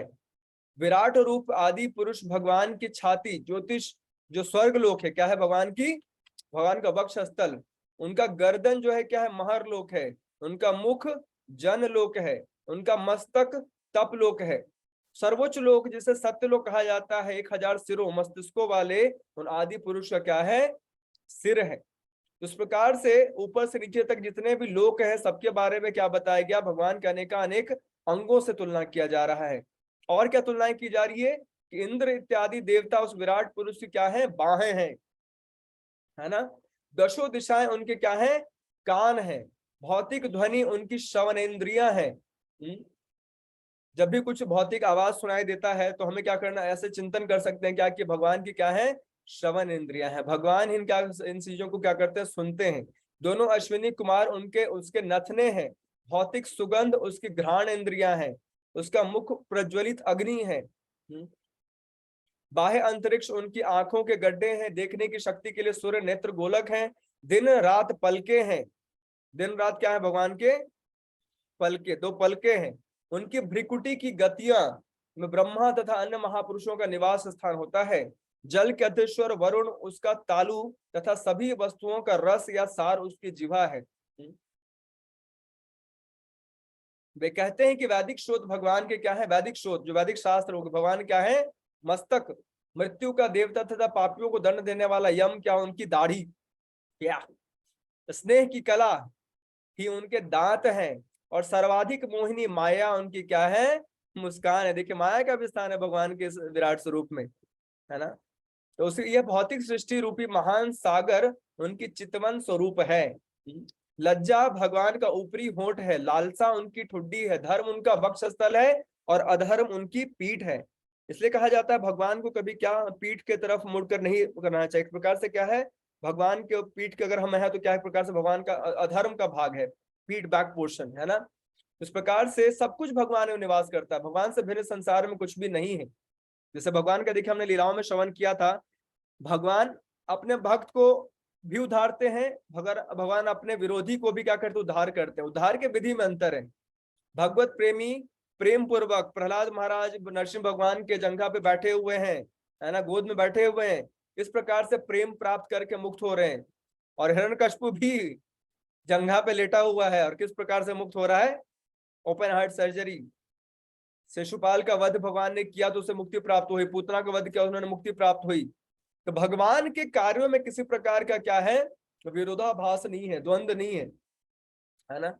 लेकिन हमें अब देखना है कि हम भगवान के पक्ष में रहना चाहते हैं, वक्षस्थल के सामने धर्म का पक्ष लेना चाहते हैं, या फिर भगवान से पीठ मतलब बैक करके हम बैठना चाहते हैं, भगवान के पीठ पीछे रहना चाहते हैं, है ना। तो इस प्रकार से हमें क्या करना चाहिए, धर्म का पालन करना चाहिए। भौतिक जगत में समस्त जीवों के जनक ब्रह्मा जी, उनके जननेन्द्रिय उनके लिंग है। मित्र वरुण उनके दोनों अंडकोश है। सागर उनकी कमर है। पर्वत उनकी अस्थियों के समूह है। हे राजन, नदियां उन विराट शरीरों की नशे हैं। वृक्ष रोम है। सर्वशक्तिमान वायु उनकी श्वास है। व्यतीत होते हुए युग उनकी गति तथा प्रकृति के तीनों गुणों की प्रतिक्रियाएं उनके कार्यकलाप है। तो यहाँ पर देखिए पूरा एक्सप्लेन किया जा रहा है कि हम किसको भगवान के संबंध में देख सकते हैं। एक्चुअली असली ज्ञान यही है कि हम संपूर्ण संसार को कैसे भगवत संबंधी देखें। असली ज्ञान क्या है, किसी चीज को देखना और उसको देख करके हम कृष्ण का स्मरण कर लें, ये असली ज्ञान है। अदरवाइज हम किसी चीज को बहुत अच्छे से जानते हैं लेकिन उसको देख करके, जान करके, समझ करके भी कृष्ण का स्मरण नहीं हो पा रहा है या कृष्ण के संदर्भ में नहीं देख पा रहे हैं तो उसको ईसावास से नहीं बोलते। ईसावास से क्या मतलब है, हर चीज को कृष्ण के संदर्भ में, कृष्ण से रिलेट करके देखना। जैसे मैंने अभी ईशोपनिषद हमारा चल रहा था भक्ति शास्त्री में, उसका प्रथम श्लोक यही है, ईशावास्यम इदम सर्वम यत्किंच जगत्याम जगत तेन तक्तेन भुंजिता मागृध कसुद्धनम। उसमें क्या बताया जाता है कि एक व्यक्ति को उससे जो चीज मिला है एक व्यक्तिगत तौर पर जीवन में उसको अपना मानना चाहिए, बाकी हर चीज पर अपना कभी अधिकार नहीं जमाना चाहिए, क्योंकि संसार में हर चीज किसका है, ईश का है, ईश्वर का है, भगवान का है, कृष्ण का है। ये इसके मन में हमेशा ये बात होनी चाहिए कि संसार में जो भी है किसका है, कृष्ण का। और कृष्ण कृपा से जो मुझे मिला है उसको छोड़ करके समस्त वस्तु को पत्थर के समान मानना चाहिए, है ना। जैसे चाणक्य नीति में बताया जाता है ना, मातृवत परदारेषु पर द्रव्येषु लोष्टवत आत्मवत सर्वभूतेषु। उसमें क्या बताया गया कि जो पर स्त्री है उसको माता के समान मानना चाहिए। अपनी पत्नी को छोड़ करके संसार के हर स्त्री को अपनी माता के समान मानना चाहिए। दैट इज वैदिक कल्चर। अगर रास्ते पे किसी को कुछ गिरा हुआ चीज मिल भी जाए, उसको क्या मानना चाहिए? पत्थर के समान मानना चाहिए, मेरे काम का नहीं है, मेरा नहीं है ना। So why I will simply try to possess this thing unnecessarily. किसी चीज को अपना बनाना, ये चीज सही नहीं होती, इस भावना के खिलाफ होती है। तो संसार में हर चीज को भगवत संबंधी देखना ये वास्तविक ज्ञान है, और हर चीज को भगवत संबंधी ना देख करके स्व संबंधी देखना ये वास्तविक अज्ञान है। हे कुरुश्रेष्ठ, जल ले जाने वाली बादल उनके सिर के बाल हैं, दिन या रात्रि को संधियां हैं उनके वस्त्र हैं, भौतिक सृष्टि का परम कल्याण उनकी बुद्धि है, चंद्रमा ही उनका मन है जो समस्त परिवर्तनों का आगार है। पदार्थ का सिद्धांत महत तत्व सर्वव्यापी भगवान की चेतना है, जैसा कि विद्वानों ने बल देकर कहा है। और रुद्रदेव का कौन है? उनके अहंकार है। घोड़ा, खच्चर, ऊंट, हाथी उनके नाखून है। जंगली जानवर और सारे चौपाए भगवान के कटी प्रदेश में स्थित हैं। विभिन्न प्रकार के पक्षी उनके दक्ष कलात्मक रुचि के सूचक हैं। मानव जाति के पिता मनु उनकी आदर्श बुद्धि के प्रतीक है, मानवता उनका निवास है। गंधर्व, विद्याधर, चारण तथा देवदूत जैसे दैवी योनियां उनके संगीत की स्वर लहरी को व्यक्त करती हैं, और आसुरी सैनिक उनकी अद्भुत शक्ति के प्रतिरूप हैं। विराट पुरुष का मुख ब्राह्मण है। मुख क्या है? यहीं पर देखिए, इस प्रकार से हम लोग कहते हैं ना कि ब्राह्मण, क्षत्रिय, वैश्य, शूद्र किस प्रकार से अलग अलग कार्यों को रिप्रेजेंट करता है। तो विराट पुरुष का मुख क्या है? ब्राह्मण। उनकी भुजाएं क्या है? क्षत्रिय। उनके जांघें क्या है? वैश्य। और उन शूद्र क्या है? भगवान के चरणों में संरक्षण में, चरणों के संरक्षण में, है ना। तो ये जो बहुत बार लोग क्या करते हैं कि वर्णाश्रम धर्म के आधार पर क्या करते हैं, एक प्रकार से गलत व्यवहार करते हैं। उनको ये समझ में आनी चाहिए कि वास्तविकता में भगवान के मुख में या भगवान के चरण में किसी प्रकार का अंतर नहीं है। वास्तविकता में सब कुछ क्या है? दिव्य है। और भगवान के शरीरों से हर चीज उत्पन्न हो रहा है, केवल कार्य का भार अलग है, कार्य प्रणाली अलग अलग है, अन्यथा हर किसी को उचित सम्मान दिया जाता है। जैसे कि संसार का जो हेड है वो ब्राह्मण माना जाता है ना। स्पेशली भगवान का विराट स्वरूप में भी जो मुख्य है वो ब्राह्मण का स्थान दिया गया है। इस प्रकार से ब्राह्मण, क्षत्रिय, वैश्य, शूद्र ये सभी क्या भगवान के अलग अलग अंगों को रिप्रेजेंट करते हैं, क्योंकि उस दिन उन्हीं से उनका क्या हुआ है? प्रादुर्भाव हुआ है। सारे पूज्य देवता उनमें सन्निहित है, और यह प्रत्येक व्यक्ति का कर्तव्य है कि भगवान को प्रसन्न करने के लिए यथासंभव वस्तुओं से यज्ञ संपन्न। जो व्यक्ति जहां है, जिस अवस्था में है, जिस योनि में है, जिस वर्ण और जिस आश्रम में है, कहीं है, कुछ भी है, अगर कृष्ण प्रसन्न है हमारे कार्यों से तो जीवन सफल है। अगर कृष्ण प्रसन्न नहीं है, संसार को प्रसन्न करने में हम लगे हुए मरे जा रहे हैं, तो कोई लाभ होने वाला। तो हमें देखना पड़ेगा अपने जीवन में कि हम किसकी प्रसन्नता के लिए जी रहे हैं, अपनी प्रसन्नता के लिए या भगवान की प्रसन्नता के लिए। इस प्रकार मैंने आपको भगवान के स्थूल विराट स्वरूप की अवधारणा का वर्णन किया है। जो व्यक्ति सचमुच मुक्ति की इच्छा करता है, वह भगवान के स्वरूप पर अपने मन को एकाग्र करता है, क्योंकि भौतिक जगत में इससे अधिक कुछ भी नहीं है। स्वाभाविक है, इससे ज्यादा क्या होगा? इन्होंने सब कुछ वर्णन कर दिया। तो बता रहे हैं जो मुक्ति की इच्छा करता है वो भगवान के स्वरूप का ध्यान लगाता है। वेल, जिसको मुक्ति की इच्छा है उस स्वरूप का ध्यान लगाए। हमें तो भक्ति चाहिए, तो बहुत ज्यादा इस पे कॉन्टेम्पलेट करने की आवश्यकता नहीं है। ज्ञान की दृष्टि से हम इसका भले ही अपने मन मस्तिष्क में रखें और चिंतन कर सकते हैं, लेकिन भक्त को क्या चाहिए? भगवान नाम, भगवत कथा, भगवान की वो कथाएं जो स्पेशली प्रेममय संबंधों का आदान प्रदान कराने वाली है। देखिए, पूरे भागवतम में ना भगवान का विस्तृत ज्ञान है, और सब कुछ सुनना है, सब कुछ जानना है, भगवान का पूरा ज्ञान हमें लेना है। लेकिन हम इस बात को तत्वतः समझना है कि चूंकि भक्त धर्म, अर्थ, काम और मोक्ष के ऊपर भी भक्ति की इच्छा करता है, शुद्ध है ना, निष्काम भक्ति की इच्छा करता है, तो उसे केवल एक चीज का आश्रय लेना चाहिए, वो भगवान नाम है और भगवान की कथाओं का श्रवण है। हाँ, भगवान के बारे में जितना जाना जाए उतना अच्छा। जैसे आप किसी व्यक्ति से प्रेम करते हैं तो आप उसके हर एस्पेक्ट को जानना चाहते हैं ना। उसे क्या पसंद है, क्या नहीं पसंद है, वो मूछें रखता है तो कैसी रखता है, कितनी बड़ी रखता है, छोटी क्यों रखता है, बाल बड़े क्यों रखता है, स्पाइक्स क्यों रखता है, सिखा क्यों रखता है ना। कि जिससे हम प्रेम करते हैं उसके हर एक माइन्यूट डिटेल को जानने का प्रयास करते हैं, है ना। कहते हैं detailing is the sign of love. जहां प्रेम है ना, उसके हर एक एस्पेक्ट को हम जानने का प्रयास करते हैं, हर एक एस्पेक्ट को जानने का प्रयास करते हैं। उसी प्रकार से यहाँ भगवान के हर एस्पेक्ट के बारे में श्रीमद् भागवतम में बताया जाएगा। तो हर चीज को हम जानेंगे, लेकिन अपने प्रेमी के कुछ खास चीजें हमें बहुत ज्यादा रुचिकर लगती हैं। उसी प्रकार से भगवान की जो गुह्यतम भक्तों के साथ लीलाएं हैं, और भगवान के जो नाम है ये भक्तों का स्पेशल आकर्षण होता है। बाकी जानेंगे सब कुछ, भगवान को जानने में अपना पूरा मति बुद्धि लगाना है। भगवान को अपना मन भगवान में मनुष्य को अपना मन भगवान में एकाग्र करना चाहिए, क्योंकि वे ही अपने को इतने सारे रूपों में उसी तरह वितरित करते हैं जिस तरह की सामान्य मनुष्य स्वप्न में हजारों रूपों की सृष्टि करता है। मनुष्य को अपना मन एकमात्र सर्व आनंदमय परम सत्य पर एकाग्र करना चाहिए, अन्यथा वह पथ भ्रष्ट हो जाएगा और अपने हाथों ही उसका अपना पतन कर लेगा। तो जिस व्यक्ति को भगवत भक्ति का ज्ञान नहीं होता तो क्या है, अपने हाथों क्या करता है, अपना पतन कर लेता है। जैसे मैंने बताया है, क्या मनुष्य जन्म पाइया राधा कृष्ण न भजिया जानिया सुनिया विस्खायनु। तो जो व्यक्ति भगवान नाम को में रुचि उत्पन्न नहीं करेगा, भगवत भावना भावित नहीं होगा, है ना, भगवान को प्रत्यक्ष रूप से अप्रत्यक्ष रूप से उनसे संबंधित करके चीजों को नहीं देखेगा, है ना, उन पर अपना ध्यान नहीं लगाएगा, उनका स्मरण नहीं करेगा, वो क्या करेगा, अपने ही हाथों अपना हत्या कर लेगा। उसको बोलते हैं आत्महा। क्या बोलते हैं, आत्महा। वेल, आत्मा का कभी विनाश नहीं होता, लेकिन जो व्यक्ति भक्ति नहीं करता वो वास्तविकता में स्व हानि आत्महा अपना विनाश कर रहा है। क्योंकि जब तक व्यक्ति भक्ति नहीं करेगा बार बार इस संसार में आएगा, बार बार अनेकानेक शरीर धारण करेगा। कितना सौभाग्य है, मैं कभी कभी सोचता हूँ, देखिए कितना सौभाग्यशाली हम यहाँ आराम से जूम पे बैठ करके भगवान के बारे में कुछ सुन रहे हैं, जान रहे हैं, समझ रहे हैं। मान लीजिए हम कुत्ते बिल्ली होते तो मौका मिलता है क्या कि भगवान के बारे में कुछ जान पाते। कभी जान जाए ना बाहर तो कभी कुत्तों को देखिएगा, किसी भी पशु को देखिएगा, उसका जीवन बेचारा कैसा है, खाली खाता है सोता है खाएगा सोएगा भौंकेगा यही करेगा। और अगर हम मनुष्य होकर के खाली खा रहे हैं पी रहे हैं सो रहे हैं और भजन नहीं कर रहे हैं, भक्ति नहीं कर रहे हैं, तो उनमें और हम में कोई अंतर क्या फायदा इतने सारे लाभ का, क्या फायदा इतनी सारी चीजें भगवान द्वारा हमें देने का, अगर हम उसे भगवान की तरफ मोड़ने में इस्तेमाल नहीं कर पा रहे, है ना।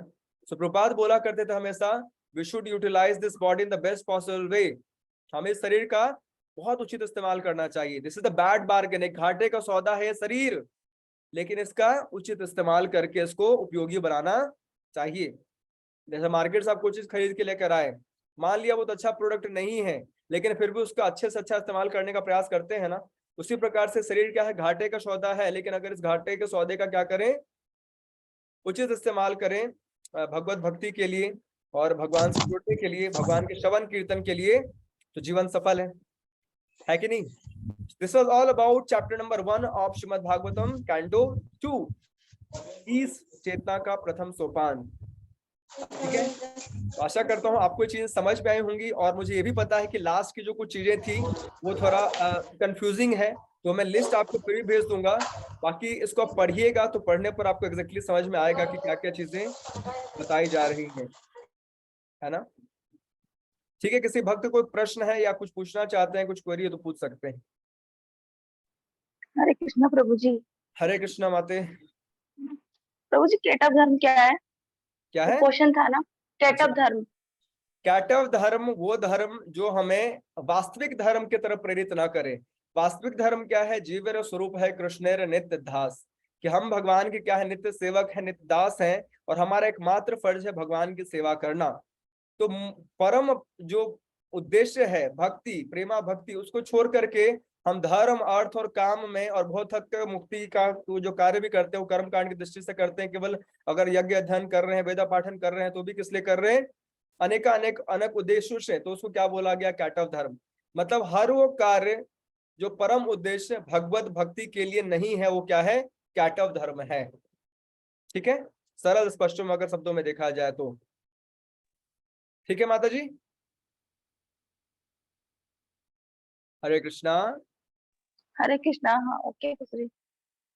तो हर वो धर्म जो क्या है, हमें भगवान के तरफ प्रेरित नहीं करता। हर वो कार्य, हर वो जिम्मेदारी, सब कुछ हमारे जीवन में जो भगवत भावना भावित होकर के हम नहीं कर रहे हैं, या फिर हमें केवल धन के पीछे, अर्थ के पीछे और सामाजिक लाभ के पीछे, सांसारिक लाभ के पीछे, धर्म अर्थ काम मुख्यतया इस पे हम केंद्रित हैं, लेकिन जो परम लाभ है प्रेमा भक्ति, जो पंचम पुरुषार्थ माना गया है, उसके लिए हम कार्य नहीं करते, उसके लिए हम नहीं करते कोई प्रयास। तो क्या सभी प्रयास कैटव धर्म में जाने जाते हैं। और हरे जो कृष्ण। कैटव धर्म से परे उसको क्या बोलते हैं, भागवत धर्म, भक्ति का धर्म। हाँ जी, क्या पूछ रहे थे आप, दूसरे भक्तों ने बोला। प्रभु जी प्रत्याहार एक बार समझा दीजिएगा। प्रत्याहार यम नियम आसन प्राणायाम प्रत्याहार, है ना। हाँ जैसे जी। कि तीन जो पहला श्लोक था उसमें बताया गया था आपको एग्जैक्टली प्रत्याहार मतलब होता है, एक सेकंड में आपको एग्जैक्ट बता देता हूँ क्योंकि श्लोक के रिलेशन में थोड़ा अलग था। उससे आप देखेंगे तो आपको ज्यादा समझ में आएगा एग्जैक्टली कि क्या कहना चाह रहा है प्रत्याहार में। लेकिन अगर स्पष्ट सरल शब्दों में देखना चाहेंगे तो प्रत्याहार को उसमें ले सकते हैं क्या। प्रत्याहार को मतलब है मन को विषय वस्तु से हटा लेना, इतना सरल याद रखिए। मन को, जैसे आपका मन है घूमने का कि हमारे पति देव ने बहुत दिन से हमें कहीं घुमाने नहीं ले गए, अच्छे पति देव नहीं है, बहुत बदमाश है ये। आपका मन वही सोच रहा है अरे कोई घुमाने नहीं ले जाता, घुमाने नहीं ले जाता, घुमाने नहीं ले जाता। आपने क्या किया, उस विषय से हटा करके अपने मन को समेट लिया, ऐसे वो क्या बोलेंगे प्रत्याहार। या फिर आपको कुछ अच्छा खाने का मन कर रहा है, पिज्जा खाना है मुझे, पिज्जा खाना है मुझे, पिज्जा खाना है, लेकिन आपने क्या किया उस विषय वस्तु से अपने मन को हटा करके समेट लिया, उसी समेटने को क्या बोलते हैं प्रत्याहार बोलते हैं। और धारणा का मतलब कि आप उसको ले जाकर अंदर भगवान पर स्थित करने का, अपने मन और बुद्धि को भगवान पर स्थिर करने का प्रयास कर रहे हैं, उसको धारणा बोलते हैं। ठीक है, प्रत्याहार, धारणा, ध्यान। ध्यान मतलब भगवान के अनेक अनेक अंगों पर ध्यान केंद्रित करना। फिर समाधि, उसी ध्यान को लंबे स्तर पर बनाए रखना क्या हो जाएगा, समाधि कहलाएगा। ठीक है, प्रत्याहार समझ में आया माता जी आपको? माते समझ में आया प्रत्याहार? हाँ जी प्रभु जी। और किसी कोई प्रश्न है? हाँ प्रभु जी, मुझे प्रश्न पूछना है। हरे कृष्णा। आवाज थोड़ी कम आ रही, कौन बोल रहे हैं? पूजा माता जी? हाँ जी, हाँ जी। हाँ जी, क्या बोल रहे हैं? मेरा प्रश्न ये है कि जैसे हम कृष्णा कॉन्शियसनेस में जैसे कोई नियम नहीं दिया गया है भक्ति का, अगर हम सनातन की विधि को फॉलो करते हैं जो हमारे गुरुदेव ने दी है, कि हमें यही बोला कि एक आसन पे मतलब बैठ के करना है। अगर आपका मतलब जैसे जो प्रॉब्लम्स लेडीज को होती है उस दौरान आप नाम ले सकते हैं बट अपना बीज मंत्र गुरु मंत्र नहीं कर सकते। हाँ, सो मेरा क्वेश्चन ये था कि हम जैसे गुरु बोले वो करें, या हम जनरली तो यही सुना पड़ा है और हमें गुरु के मुख से भी मिला है कि जो गुरु बोलता है उसको फॉलो करना चाहिए आपको। तो जैसे अब मैं कृष्णा कॉन्शियसनेस क्या सुन रही हूँ कि उन्होंने जैसे शिला प्रभुपाद ने बोला कि कोई धर्म नियम नहीं है, तो वहां मुझे कंफ्यूजन होता है बिकॉज मैं अपने गुरु की पद्धति को फॉलो करती हूँ। हाँ जी, हाँ जी। तो देखिए यहाँ समझने वाली बात है ना, जैसे आपको स्पष्ट बताऊं तो जैसे प्रभुपाद ने बताया था, जैसे अभी हम लोग दीक्षा देते हैं ना, जैसे आपको भी अगर पता होगा कि शंकराचार्य जी का जो सिद्धांत है उसमें हर व्यक्ति को दीक्षा भी नहीं दी जा सकती जब तक वो व्यक्ति मतलब प्रॉपर तरीके से ब्राह्मण, जैसे जो पहले दीक्षा दी जाती थी, जैसे ये जो हरिनाम दीक्षा या ब्राह्मण दीक्षा जो होती है, दीक्षा का मतलब ही होता था क्या जो ब्राह्मण नहीं होगा उसको दीक्षा नहीं मिलेगी, है ना। तो इसलिए जैसे उस दिन मैं आपके घर पे आया था तो प्रभु जी ने प्रश्न भी पूछा था, है ना, कि कोई व्यक्ति का ब्राह्मण कुल में जन्म ही नहीं लिया है तो उसको हम कैसे दीक्षा दे सकते हैं। लेकिन ये चीज कलयुग में एप्लीकेबल है ही नहीं, क्योंकि बताया गया है कलो शूद्र समुद्भव। कलयुग में हर कोई क्या है, शूद्र है। क्यों शूद्र है? तो उनके कार्यों में कहीं भी ब्राह्मण का लक्षण दिखता ही नहीं है। इसलिए कलयुग में जो दीक्षा दी जाती है वो नारद पंचरात्र विधि पे दी जाती है। किस विधि पे दी जाती है? नारद पंचरात्र विधि। एक विधि होती है क्या, वैदिक विधि।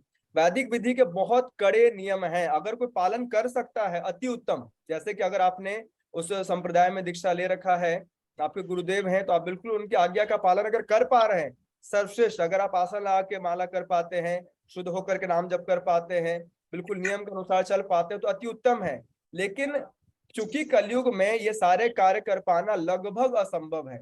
अगर आप मान लो कहीं बाहर गए हो, आपका आहार शुद्ध नहीं है ना, कहीं बाहर गए आपके कर्मी लोगों से मिल रहे हैं और अनेक प्रकार की बातें चल रही हैं, तो उस समय पर आप देखोगे कि आप आसन लगा के नहीं बैठ सकते, है ना। आप अपने जगह पे ऑफिस में या फिर कहीं गए, कहीं भी गए, जस्ट मेरे साथ तो आप लोग देख रहे हैं संसार, है ना, तो आपको पता है कि संसार में इतनी सारी चीजें हैं कि आप बिल्कुल विधि पूर्वक बहुत बार पालन नहीं कर पाते। और बहुत बार व्यक्ति इतना फ्रस्ट्रेट हो जाता है ना, सोचता है यार मैं कुछ कर ही नहीं पा रहा हूँ, फायदा ही क्या है मेरा दीक्षा लेने का, मैंने दीक्षा तो ले लिया, गुरु स्वीकार कर लिया, लेकिन गुरु ने जो बातें बोली वो कर ही नहीं पा रहा हूँ। इसलिए स्पेशली कलयुग में बताया गया है कलो शूद्र समुद्भव। कलयुग में हर कोई शूद्र की स्थिति पर है। तो जब तक उचित रूप से ब्राह्मण की स्थिति पर नहीं आ जाता, उसको क्या करना है, जैसे आपके गुरुदेव ने भी क्या दिया है कि बीज मंत्र नहीं जप सकते, लेकिन भगवान नाम कहीं भी कभी भी किसी भी अवस्था में जप कर सकते हैं ना। तो जब व्यक्ति इन प्रोसेस को फॉलो करते करते करते करते करते करते ब्राह्मण के स्तर पे आता है, तो क्या करेगा, अच्छे से चीजों को लागू कर पाएगा, है ना। अगर आप कर पा रहे हैं तो बहुत अच्छी बात है। जैसे हमारे में दीक्षा होती है, पहले हरिनाम दीक्षा होती है, फिर ब्राह्मण दीक्षा होती है। ब्राह्मण दीक्षा के लिए आपको प्रॉपर होना पड़ेगा उस योग्य। अगर आप उस योग्य नहीं है तो ब्राह्मण दीक्षा आपसे ले भी ली जाएगी। अगर आप ब्राह्मण बन गए, फर्जी ब्राह्मण, पता चला ब्राह्मण दीक्षा ले लिए, और मैंने ब्राह्मण दीक्षा मान लो मैंने ले ली, ठीक है, और मैं नियम कानून पालन नहीं कर रहा, जैसे 3 बार नहाना होता है, त्रिकाल संध्या करना होता है, 3 बार गायत्री का जप करना होता है ना। अगर कोई व्यक्ति 40 मिनट ज्यादा सो जाता है, फिर उसे स्नान करना पड़ता है। अगर किसी प्रकार का कुछ भी गलत चीज उसने छू लिया है, उसको स्नान करना पड़ता है ना। इस प्रकार से बहुत विधि है, चाहे ठंडी हो, चाहे गर्मी हो, चाहे बरसात हो, नहाना पड़ता है ना। तो अगर मैं उस योग्य हो पाऊंगा तो मेरी ब्राह्मण दीक्षा होगी, या फिर उस योग्य अगर मैं आचरण कर पाऊंगा तो मेरी ब्राह्मण दीक्षा बनी रहेगी। जब तक नहीं कर पा रहा हूं तब तक मेरे लिए क्या है, हरिनाम दीक्षा। आप जहां हैं, जिस अवस्था में है, भगवान नाम का जप करे, नाम आपका उद्धार करेगा। लेकिन हाँ, हम इस चीज के लिए जितना, देखिए एक्चुअली अगर देखा जाए ना माता जी, तो हम जितना कर सके उतना अच्छा है। पवित्रता का कोई वो नहीं है ना, कि कितना पवित्र हुआ जाए, क्योंकि भगवान परम पवित्र है ना। भगवान परम पवित्र है, जितना किया जाए उतना अच्छा। लेकिन अगर नहीं हो पाता है तो छोड़ नहीं देना चाहिए कि यार मेरा तो कुछ हो ही नहीं रहा, है ना। सो अगर आप अपने गुरुदेव की बात करें तो ऑब्वियसली गुरु की आज्ञा को पालन करना चाहिए। और आप अगर प्रॉपर आसन के साथ बैठ के जप कर सकते हो तो अति उत्तम है। लेकिन अगर बाहर हैं, कहीं हैं, नहीं रख सकते, तो उस केस में क्या करना चाहिए, भगवान नाम का जप कर लेना चाहिए। क्योंकि बहुत ज्यादा जरूरी है, नियम कानूनों से ज्यादा भगवान का स्मरण, भगवान नाम का स्मरण हो, भगवान का चिंतन हो, वो ज्यादा जरूरी है ना।